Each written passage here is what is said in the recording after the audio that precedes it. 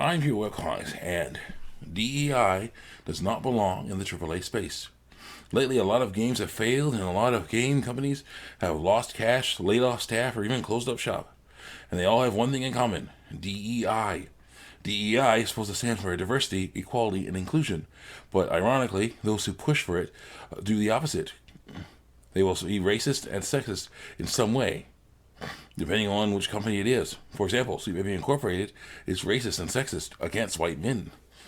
In just about every game they've helped create, white men are either weakened, sidelined, or killed.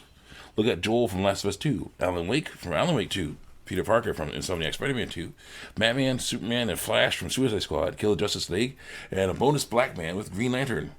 All of these characters were replaced with characters that are not as good, but they are races or the sex they like better. That is not diverse, equal, or inclusive. You add that to an AAA game, live service, or single player, and it will fail. The best thing for these DEI pushers to do is to get out of the AAA space. It costs too much for them. It's time for them to go back a few generations. It looks like they already are starting to. Unknown 9 Awakening looks like it belongs on Xbox 360. And Dustborn looks like a PS2 game. They need to go even further back. They should make PS1 games, or N64 games, or Super Nintendo, or Sega Genesis games, or NES games, or even go back to Atari. Whatever level of development they need to regress to, so that when their games fail, it won't cost so much. They need to stick with indies, and they need to start doing parodies of successful games instead of trying to destroy them.